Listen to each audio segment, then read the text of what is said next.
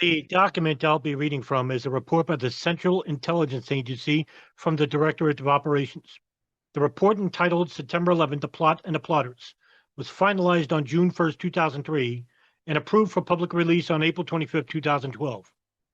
This research paper was prepared by the DCI Counterterrorist Center's Office of Terrorism Analysis.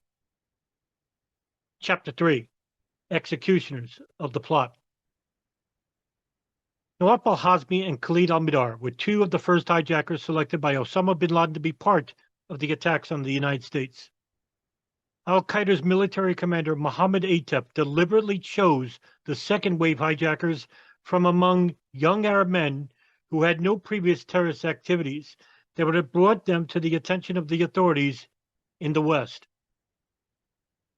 The hijackers were also chosen on the basis of nationality so that they would not have trouble obtaining U.S. visas. Long redaction. Khalid Sheikh Mohammed, who, on the basis of his own experience in living in the United States, shared insights on how to behave unobtrusively.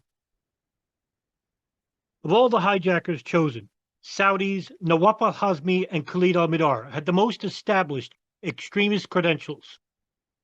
They first came into al-Qaeda as early as the mid-1990s. Al-Mihdhar and al-Hazmi joined other militants to fight in Bosnia. Redaction. Al-Mihdhar and al-Hazmi then traveled to Afghanistan and by late 1990s were committed al-Qaeda fighters. Mohammed Atta, Marwan al-Shehi, and Ziad Jarrah, who would go on to play a pivotal role in the September 11 conspiracy, emerged from a group of young Muslim men in Hamburg, Germany, that had come together by late 1998. Although the members of this group came from different countries and backgrounds, they attended the same mosques, shared common acquaintances, and were joined together by their increasingly extreme Islamist views and detachment with the West. Mohammed Atta, an Egyptian, who would later serve as the senior coordinator of the plot inside the United States and pilot the first plane into the World Trade Center, arrived in Hamburg in 1992. He enrolled at Hamburg-Harburg Technical University in an agriculture planning program from which he evidently received the German equivalent of a master's degree. Hijackers Marwan al-Shehi came to Germany from the United Arab Emirates in April 1996 on a United Arab Emirate military scholarship. Al-Shehi moved to Hamburg in 1999 and enrolled at the university where Atta studied. Mohammed Atta and Marwan al-Shehi probably knew each other from that at least by mid-1998. They shared a common acquaintance with Munir el-Montasek, a Moroccan living in Hamburg convicted of complicity in the plot in February 2003 by German authorities, but later was found innocent. In January 2000, al-Shehi moved into the 54 Marienstrasse apartment that Atta and two others had rented in late 1998, a location that appears to be central to the planning of the operation. Ziad Jarrah traveled from his home in Lebanon to Germany in 1996, initially attempting to enter medical school in Greifswald.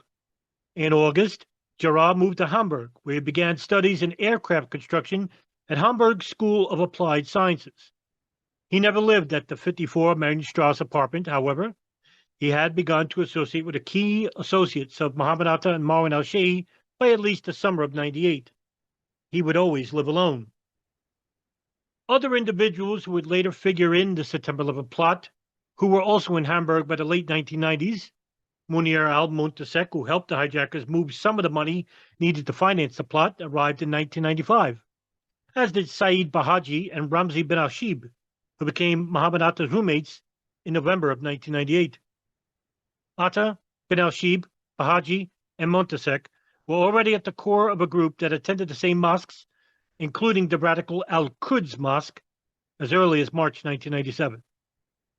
The individual described Atta as the leader of the group, which reportedly regarded Jews and Americans as the enemy and met in small groups to discuss Islamic principles. Redaction. Atta and bin al-Shib also reportedly traveled within Germany to talk to other students about religion and politics. 13 of the remaining 14 hijackers chosen came from southwest Saudi Arabia, 5 from the Asir province on Saudi Arabia's Paris border with Yemen, 4 from neighboring Al-Baha, and 4 from the Makkah province. These young Saudi men, who made up the majority of the September 11 hijackers, were a diverse group. Some struggled with depression or alcohol abuse, and few had higher education, and others very little, and their families came from different parts of the socio-economic spectrum. This group was most likely recruited in local mosques or universities, which several of them attended. Most of them began procuring new passports and U.S. visas during the fall of 2000, suggesting that they were recruited after the first 5 hijackers. Saudi Hani Hanjour is similar to the other young Saudi hijackers in some ways, yet stands out because of his prolonged and frequent presence in the United States before September 11th and his position in the operation as a pilot. Against the wishes of his family in 1991, Hanjour traveled to the United States to study English. He returned to Saudi Arabia 4.5 months later. Hanjour returned to the United States in April 1996 and again in November 1997.